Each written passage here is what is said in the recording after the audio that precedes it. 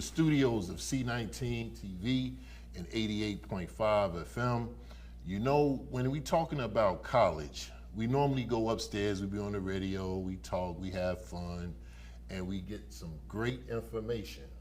So this year, you know, we have a new administration, new superintendent.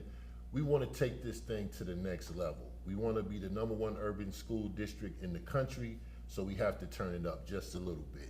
So I'm joined by district and state leaders, and we're going to be talking about all things college. I'm talking about, you know, we're going to talk about everything, and I'm talking about there's some heavy hitters in here talking about college, but I want to let everybody introduce themselves. Okay. Hello, everyone. My name is Dr. Sharonda Moss, and I am one of the counseling services managers, and I work closely with elementary and middle school counselors. Good afternoon. My name is Dr. Rhonda Hill, and I am one of the other counseling managers, and I work with elementary and middle schools. Good afternoon, everyone. My name is Dr. Constance Sershin, and I am one of the counseling managers as well, and I work with our high school counselors and our graduation coaches. Good afternoon. My name is Dr. Felicia Orr, and I'm the Director of College Access, and I work with the Tennessee Higher Education Commission and the Outreach and Access Bureau. All right. So my good friend Constance, you know, we talked about this for some years about doing something like this, so we finally getting it off the ground. So I want you to tell everybody, because, you know, when we children hear no cap, you know, that means we telling the truth. Right. You know, we being straight up. We want you to pay attention. So college convos, no cap. You got to break it down before we get started. Absolutely, I'm happy to do that. So College Convos, no cap is exactly what it sounds like. We want to have uncut, real conversations with students about college life.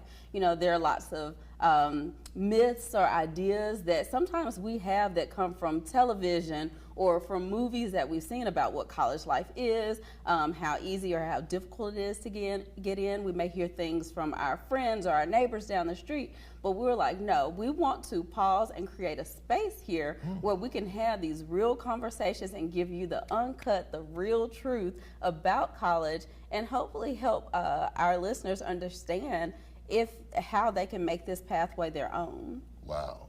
Wow. So my OG's in the building.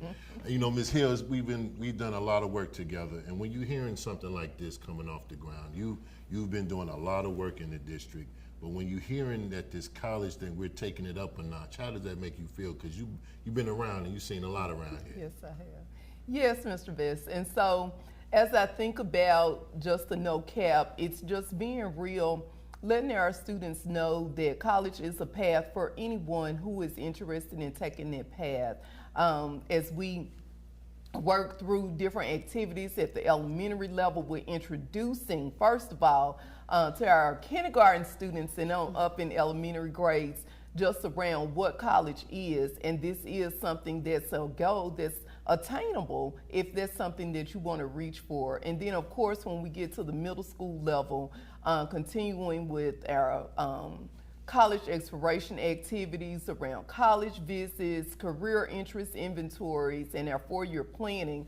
And as Mr. Best was sharing about me being around for a long time. I said a little bit. I said a little. I didn't say a long time. You just the OG. You just saying a lot. That's all. Well, seeing a lot. And so one of the things that we've really been trying to push in the district over the past couple of years has been our 8th grade transition fair. And that's an opportunity where we really introduce our students to their next steps for post-secondary readiness, about getting ready for their next steps, the next 4 years of high school, and then after, what it is that you want to do once you leave the walls and the halls of Memphis Shelby County Schools, whether that's a career or a college. And so September is all about introducing everyone to what you can do after you leave the walls and the halls of Memphis Shelby County Schools. All right, so I gotta ask I this feel like question. we just That was awesome. See, that's what I'm saying. Just no person that's been in the district for a couple of years gonna say something like that. But I want to ask y'all. I just want to put this on the floor. How soon should we be preparing for college? And I need all y'all to answer that one. How long? What's up? I think High school, middle school? Oh no, yeah, it Kindergarten. starts, yeah. Kindergarten. Start talking to them, introducing it. Kindergarten, start introducing.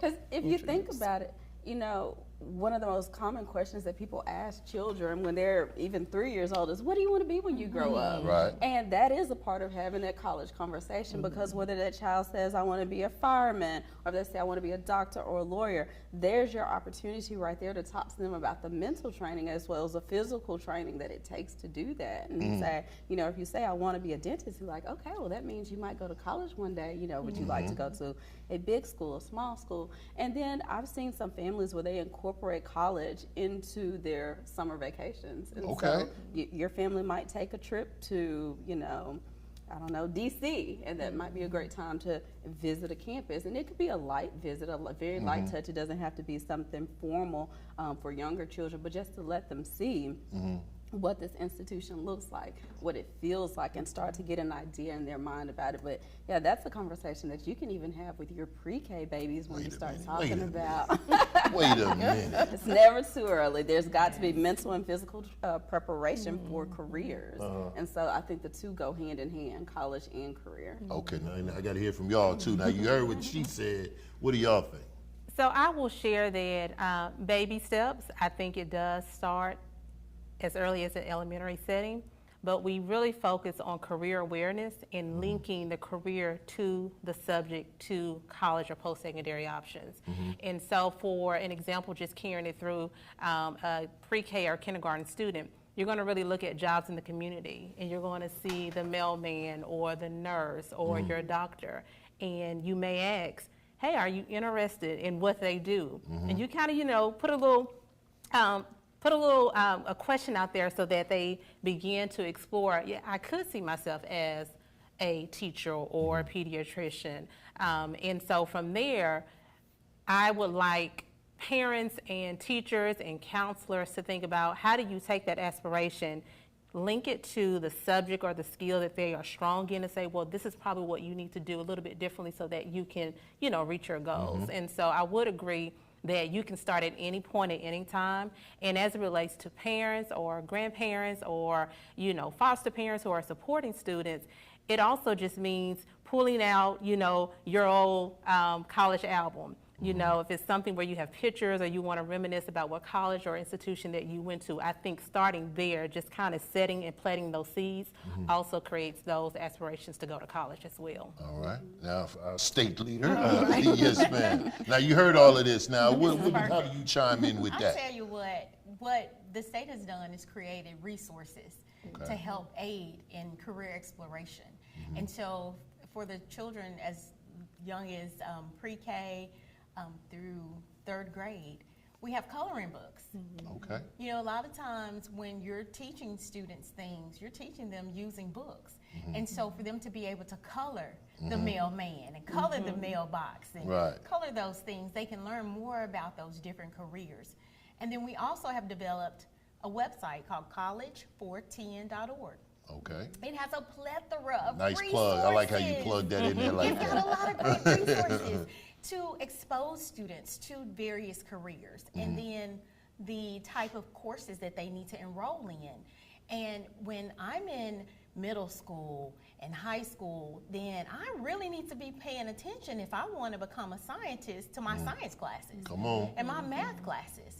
Or if I just love to talk, I need to pay attention to what I'm doing in English class. And so all these resources come together on that college410.org site. All right. I want to piggyback on what you said about, you know, seeing what the young ones are leaning towards or wanting to do. I had a Chinese friend, and he was telling me his son, he had a young son, maybe 2 or 3 years old, and he took some kind of piece and he busted the living room table. And he said, in American culture, y'all gonna get upset. I said, you right. Now, he bust my table. My table got a problem. He said, in our culture, he wants to be a builder. So I need to get him toys that's for construction. And it blew my mind, because I'm thinking, man, this table, you done messed my table, and, you know, I'm getting upset, but I'm working on rubbing my forehead and stuff, calming down. I learned it. But it just goes to show, you know, when people see, you know, we see parents, when they see their children leaning towards something, we got to nurture that and push them towards that, right? So how can we parents that are working so much, doing so much, they may not have time to see that. So how, like, what are the resources? Because I want to talk about the resources that MSCS offers our parents, because we can't sit and be like, okay, what is my child going to be when they grow up? But if we have some resources that can help, to your point, from the state level, but for MSCS, let's tell parents and talk about what do we have to offer them. So one of the things we have for our middle and high schools is School Links. It's a college application website that our district utilizes to expose students to information around their careers and colleges. At the 7th grade level, our students take a career interest assessment and they do some exploration so they can match like what they are aspiring to be to a career. And then the 4-year course plan that I mentioned earlier, that's also housed in that platform, and students start to build what it is that they want to take during those 4 years of high school, and then they also match that to a career. So as they're building out their course plan, they're thinking about, you know, what it is that they're aspiring to be after they graduate. And so if they're looking at going to maybe something in science or technology or something, then their courses may align to those interests. And so that's a way in which our counselors really sit down with those 8th grade students and kind of plan out what it is that you want to take the next 4 years that will help support you with graduating first of all, and then going into a career or going into college or military or whatever they're going to do once they graduate. And one other thing that I did want to mention too about the College Exploration Month for this month, our counselors also introduce students to the colleges that are right here in the city, because sometimes our students only know about University of Memphis. That's right. But there are other colleges and universities in the city, and so the students also learn about Lemoyne, which is our only HBCU. They learn about Christian Brothers, Rose College, and some of the other places in the city, Southwest. And so the students get an opportunity to learn that we have colleges here in Memphis. Okay. I wanted to add on to what she said about School Links, because if I'm a parent and I'm hearing this information and I'm wondering, oh gosh, okay, so I can play a part in this, what can I do? Parents do have guardian access to School Links. Okay. But they can even look at School Links over the shoulder of their student to say, here, let me watch you take this assessment. I want to see what your answers are. And then once they've identified, because they'll answer. But not do the answer. Not do the answer. No. Right. It needs to be the students. Right. And so once they've identified, would you rather do this or that, and done that for a couple of different rotations, it will give them a career or a cluster, and then from there the student can start to explore. And when we say explore, what that means is they have videos and different links to web pages where the students can sit with their parent and kind of look through, you know, this particular career. What would my student potentially, how much money could I make? What would be my salary in this position? What type of, what amount of education, what level of education is needed to do this work? Because when we talk about college application and exploration month, college encompasses more than just the 4-year schools. It's also our 2-year schools like Southwest, but also TCAT. Tennessee. Shout out to TCAT. Right, Yes. absolutely. We have a lot of our students who go from our high schools to TCAT, and they can earn, you know, a certification and work in a trade and make very good money. And support their families that way. So I think as a parent, it's important to know that they can do that, and that's because sometimes I think there can be pressure to feel like I have to have all the answers. Yes. School Links takes care of that for the parent, but they can still just be a part of that conversation with the student as they're doing the work. So. And our lady from the state, do you want to chime in on that, or you got anything you want to add to that? Well, you know, I think it's just so important to let students as well as parents know that there are all types of careers that are out there.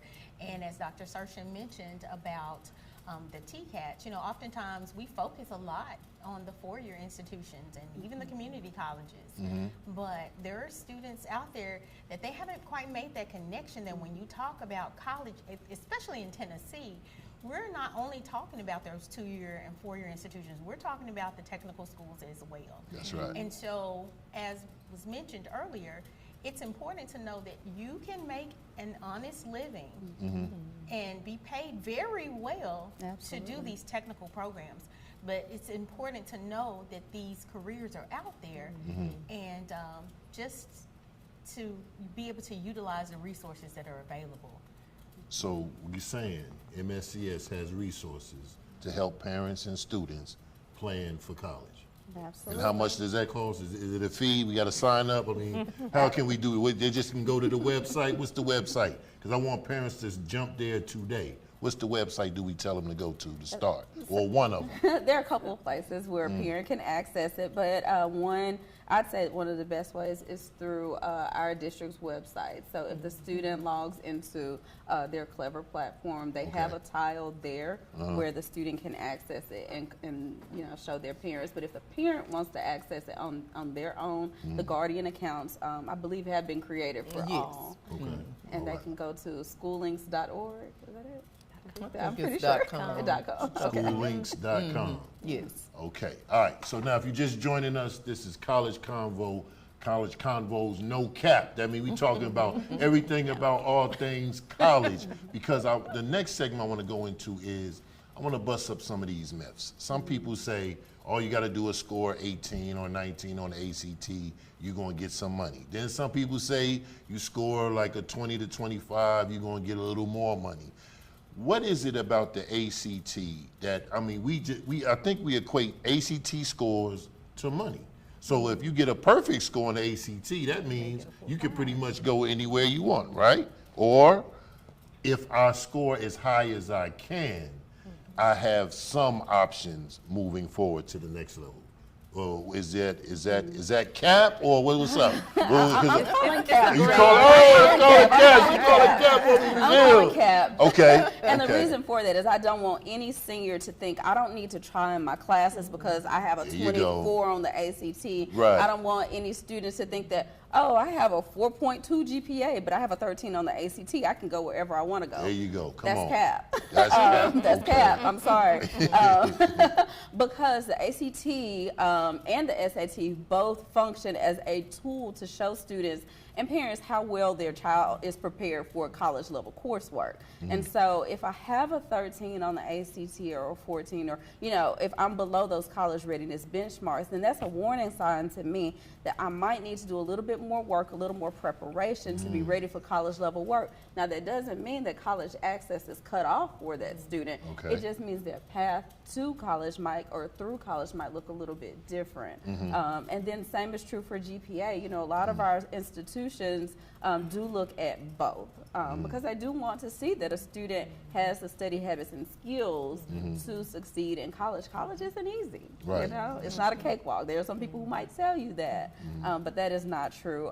Students are held to a high standard of learning at colleges, whether it's TCAP, whether it's Southwest or a four-year school, and so I think that it's important that that a student who's listening or watching right now understands that. So you brought up a good point about GPAs, because I've always heard, oh yeah, I got a 4.0, but have difficulty taking tests. And I've heard that this is a real thing. And you can have the highest GPA, but you might not make a high score on that ACT.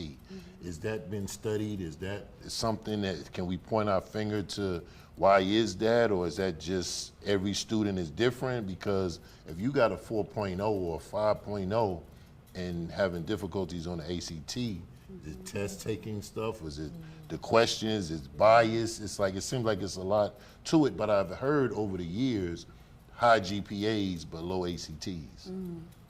It is a real problem, and it's not just a Memphis Shelby County Schools problem. I think it can be a nationwide problem, and I know you see a lot across the state of Tennessee. Some of it, I would say, could be attributed to test anxiety for some students. For some students, it could be just, in some cases that the academic curriculum at that school is at a level to where it's easier for them to excel. But when they have that test that's normed for what high school students should know, that's where you kind of start to see the real truth and where the gaps are.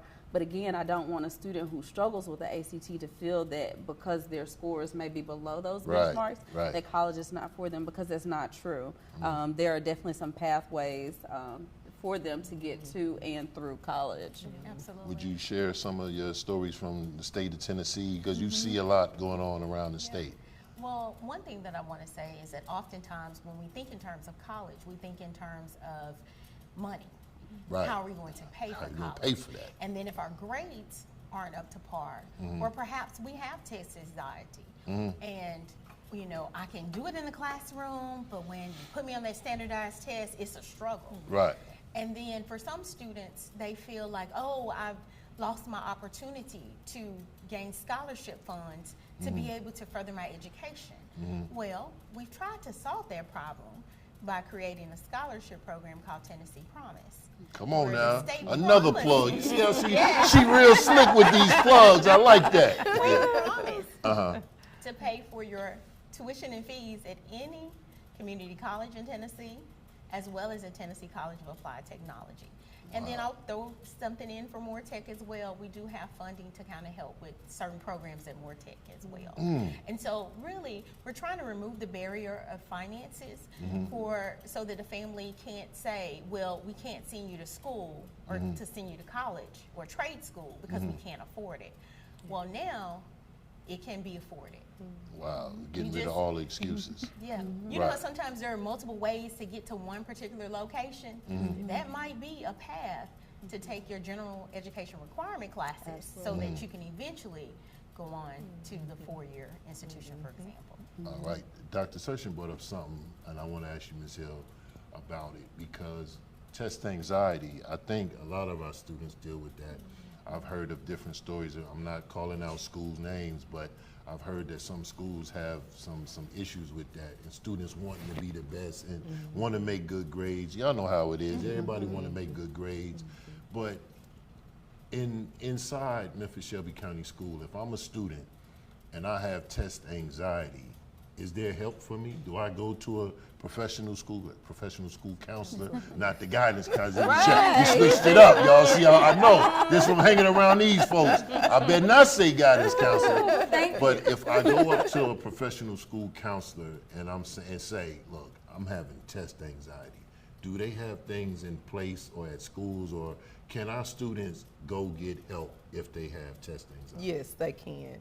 And so the counselor can work with them on various techniques to relax during test taking, teach them some mindful tricks to help them to not focus so much on, I gotta be perfect, I gotta be perfect, but I'm going in here, I'm going to do well, I'm going to do what I need to do to get the score that I need to make. And then also, if the school counselor feels like the student needs a little bit more support, we have our wonderful mental health clinicians, which are our school social workers and psychologists. And so they also are in the schools, and the students can be referred to them as well. So school counselor or school social worker would be available to support any student that's experiencing test-taking anxiety. And you brought up something, another plug. I got to plug Memphis Shelby County Schools for this. We have our own mental health clinic. Yes. Is that true? Is that cap? No, That's no no cap. cap. No Okay. cap. Can you just give a little plug for them, because I heard that we're one of the only school districts or something that we have our own facility for this. Yes, so we have a mental health center that's been around for years in the district. And so our mental health center houses our school social workers and some school psychologists. And they are in the schools once, twice, sometimes 3 times a week. They're working with our students. We also have our family wellness centers, and so those are open in the evenings as well for families that need to come and get some additional support. And so those centers are open, and the parent and the student can come to get additional support if they need to speak with someone, and those services are free. So Dr. Sershin, I'm kind of liking this, college convos, no cap, but I want you, for the people that just joined us, can you kind of let them know about this series that we're starting on. This is like our pilot today, but there's more to come. Can you kind of just let them know? Because some people probably was just scrolling. Oh, what they talking about? So John, hit them with an overview. These ladies on right. What's going on? To Brother John. Yeah. All right. So in the state of Tennessee, September is College Application and Exploration Month, and we are excited to be here together, the three counseling managers for the district, as well as Dr. Orr, to number one, just share with everyone what this month is all about, highlight the importance of it, but also to utilize this platform here, and thank you for sharing your stage with us, to connect with listeners, with students, with families, to provide information in a fun, engaging way throughout the entire month, with a host of guests. Right. Who can speak to different parts about college life, the application process, their own experiences, the how-tos, and all those things. Yes, and I think that's where a lot of parents, we need help. You know, some of us, we act like, oh, I got it, we got it, and then until you got to sit down and fill out these applications, you're like, you ain't tell me it's going to take this long to fill out these applications. But I want to get on another question about CAP. If a parent is out here saying, well, I make enough money, we don't have to worry about scholarship. Is that CAP, or is that, you know, because some people think that because they make money, but they may have not known that it costs more than what you think it is now, because college, it seems like tuition is going up every year. I'm just saying. Right. So would that be CAP if they said, or we got to come back to that one? Well, you know, I've learned I don't count anyone's coins. So they might have it. Okay. However, if I'm a parent and I know that my child has worked really hard in school and that they're eligible for scholarships, if I think about opportunities like what Dr. Orr shared, like Tennessee Promise, I want to capitalize on those things. Right. And the money that parents may have already set aside for college can be utilized for other things. Maybe that student wants to study abroad. Come on. There are some hidden costs of colleges like transportation. You know, I have a child who's in college 3.5 hours away now. That's gas money back and forth. There's, you know, stock in their fridge, all those things like that. So if you do have money for school and it can go towards those things, why not let it do that and then just work towards the scholarships? And one thing I know later on in the year we'll get to that are our financial aid conversations. That's the one we all want to get to. Where we break down the difference between scholarships, grants, loans, and just all the programs that we offer within the state of Tennessee, and the supports that we offer in the district to help families complete the FAFSA. And I'm glad you said that, because I got one more question. I think you all can chime in on this. I've heard stories of our children, they'll leave, graduate, go to college, but after that first year, they may come back home, or second year, they'll come back home because the scholarships ran out. Is it a way, like, I won't say is it a way, but is there things in place where we can help students say, hey, look, keep applying for scholarships? Because I remember one time I took my daughter to school and they said, you should put aside 1 hour a week and just apply for scholarships. And I was like, how many hours did you do? You know, but this is a real thing. And like, is there things that we can help parents along the way? Because I know this is going to be a series, but those are the types of things that I'm concerned about. We get them to college, but they cannot stay in college due to finances or scholarships running out. Is there things in place where we can give that information to help parents? So I will say this, a lot of times once students graduate from Memphis Shelby County schools, once they're in college, their best resource is going to be there at their institution. A lot of colleges and universities do have scholarships for returning students, or there's a financial aid office on the campus where if there is a gap that exists, they can sometimes work with them. So we're not as involved with that piece, but I know Dr. Orr can probably speak to, like, one of the most common scholarships that our students earn is the HOPE scholarship. Okay. And so I think just give us a little bit, because I just want to, because I think that's something we can talk about. This help tell these students keep applying and don't stop. That's an excellent point, because oftentimes students, they run out of money because they lose their HOPE scholarship because they just think that, well, I did what I was supposed to do in the beginning to There you go. Come on. But I forgot that I couldn't drop below full-time if I started as a full-time Uh-oh. student, because that Here we teacher go. that I signed up for wasn't what I thought it was going to be. That class was not what I thought it was going to be, and then the person that was teaching it, we have personality conflicts. Right, so I right, need to right. drop that class. Yeah, we get real creative with that. Yeah, right. And so when you drop the class, you have to make sure that you're not dropping below full-time status, because if you start as full-time, you can't drop because you may lose your Hope Scholarship. And so it's little things like that that oftentimes students forget, or maybe they weren't told. That's my And then point. they lose Yep. the scholarship, and now all of a sudden, $4,700 gone, you know, for example. And so it's really important that students pay attention to what's being said when there are financial aid nights at the high school, and they're explaining these different things. Right. They need to come out. Don't just assume that their best friend is going to tell them what happened. And sometimes when you get a copy of the PowerPoint, or maybe you see the video or what have you, there may be things that are not discussed because they may have stopped the recording. And you know how they say after the conversation? Yep. Then the additional questions. So you really want to make sure that as much as possible that you show up to these events that the schools are having, so that you can get the information first. That's very important. And if I could add to what she just said about the events that they're having at schools, I think something that we're all that we're excited about within our district is that during College Application and Exploration Month, across all grade levels, our counselors have organized activities and events that speak to students at each level about appropriate topics around colleges. And so some of what she shared is what we'll be discussing at the high schools. I know at Westwood High School, shout out to Ms. Darden. Okay, Ms. Darden. They've already had a workshop where they brought in the regional coordinator to work with every senior on completing the Tennessee Promise application.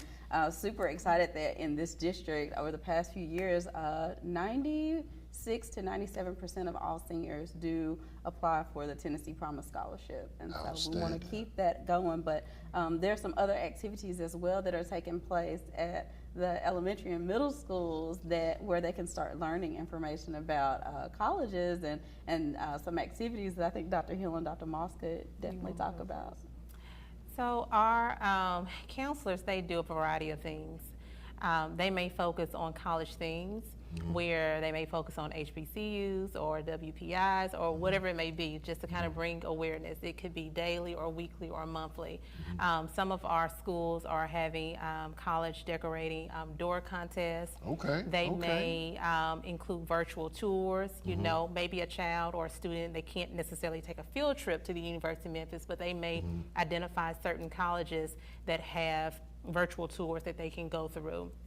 So there's a variety of things that they have. I know one counselor just shared that she's going to take a stab at a few of her third, the fourth, and fifth grade students completing an actual college application. What? Yes. Wait a minute. Just to get an idea. Greatness does grow here, huh?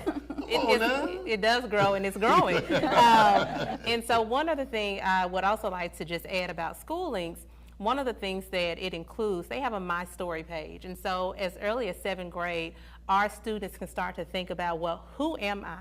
And they can start to think about what are those bragging rights that they already have. What clubs have I participated in? What volunteer opportunities have I actually had access to? And so they can start just kind of preparing themselves each year as they build up to 9th to 10th or 11th grade. And so I think we do have a lot of resources. A lot of our counselors are very excited about the week, and it's not just about this month. They provide career counseling throughout the year. A part of one of the responsibilities of our counselors is to address the career and college domain.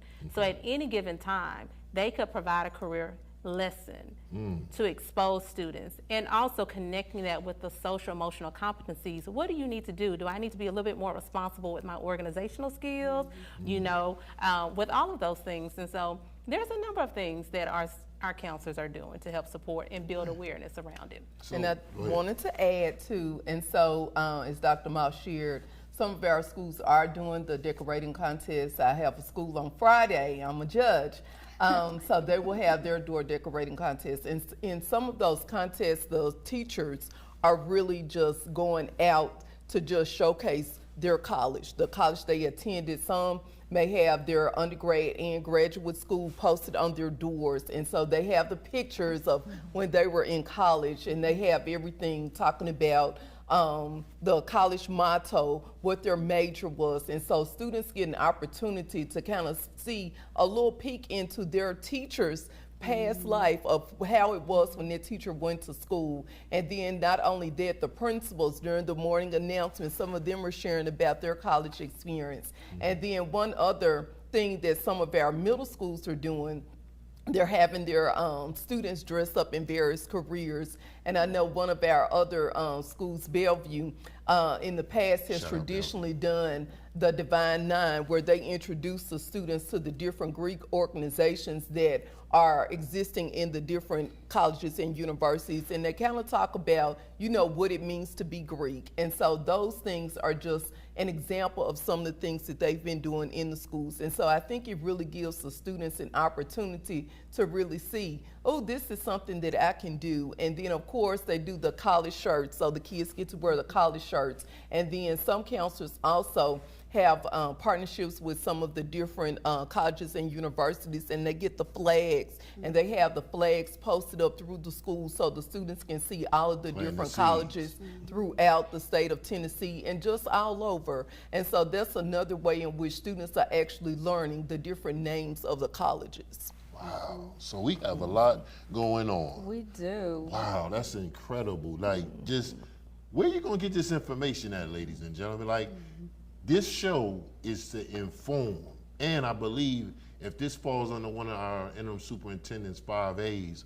academics. Absolutely. We agree that this falls under academics, because any show and things that we do, we trying to support one of those 5As, ladies and gentlemen.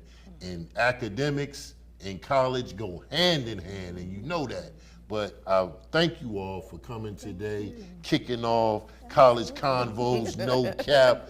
But I think it's going to be a great series, ladies and gentlemen. I want y'all to tell somebody, tell your children that's now, because you said early as pre-K and first, second, third grade, they need to start knowing about this. So I want you to close this out, Dr. Sessions, since this is your baby. Oh, wow. Go ahead and close it. That's a lot of pressure. I do want to plug one event and then tease a big announcement that I think we have been excited to share. The one event that I want to plug is on September 26th. We will have the Southern Heritage Classic College and Career Fair. Every MSCS senior will have the opportunity to attend that at the Memphis Sports and Event Center. We're happy to partner with the City of Memphis, Director Brian Harris and his team, to expose our students to colleges and careers on that day. And so seniors, if you haven't already signed up for it, see your school counselor to sign up for that field trip to the Southern Heritage Classic College and Career Fair, which that's not cap. That's no real. Cap. No that's cap. Real. Okay, that's real. Okay. It's always very exciting. Oh, yeah. Excellent. To see all the students there, and also the two schools. I know we have a lot of JSU and TSU alum who are, sadly no longer part of that, but we have some Alcorn and UAPB alum who are very excited to see their teams playing that Saturday. And then the big announcement.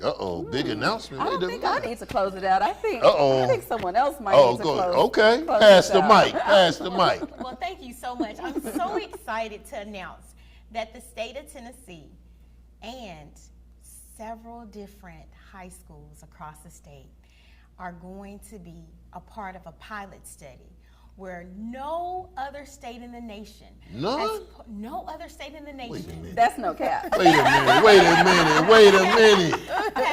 have put together financial aid and admissions, direct admissions. What? And so, yes, we're so excited that in Memphis, Shelby County, there are 35 schools that will be participating in this project.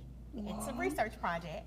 But students will get a letter from the governor's office saying, congratulations, you have been accepted into. And then there's going to be a list of colleges in Tennessee that they can select. They can choose from a community college, a technical school, or a four-year institution. And they're not going to have to go through all of those additional hoops and hurdles Wait a that minute. typically you would have to go through Wait when a applying to college. And so we have information from the various test scores and GPAs, and so that's going to allow us to be able to give a peek into what type of financial aid that student will qualify for. So I just want to say, make sure you apply for the Tennessee Promise Scholarship and stay tuned, because those letters are going to go to your old school mailbox, and then we'll also have it That's in the big. email as well. That's big news, you know. But see, that lets you see, you know, it's the right time. So we doing something like this where we can inform, right? Sure, we can make a post, we can do a letter, but we hearing it from the state mouth. You know what I'm saying? From the state. We didn't say that. You said that, right? But just to think about that, that's 30. We said 36. 35. 30. That's all. Is that all? Right. that's pretty- Almost. That includes our charter schools as Oh, well. shout we out do to have the some, charter yeah, schools, we have some too. charter schools who are part of that. Well, thank you. Please tell the governor and everybody thank you for helping our students, because I think this is right in path what Dr. Richmond is trying to do. He's trying to elevate us and to have partners like yourself and to have something like that. I think that's awesome for our community. Now you can put your clothes on. Now you can tell us, put the clothing on to this show. Yes, well, we are again very thrilled about this month. There, as you've heard, if you've been listening in, there's so many exciting things taking place this month at schools across our elementary, middle, and high schools. And then we have huge initiatives coming from the state of Tennessee. So we want you to stay tuned each week to hear more and more as we continue to unveil and unpack what college means to our students and how we can set them on the road to success to college. All right, so remember the hashtag College Convos. No cap. Thank you for watching, and thank you if you took a little moment or you took a lot of moments to listen and watch. Share it with somebody that you like. Y'all need to see this. Stay tuned. We'll have more coming up soon. Thank you for watching.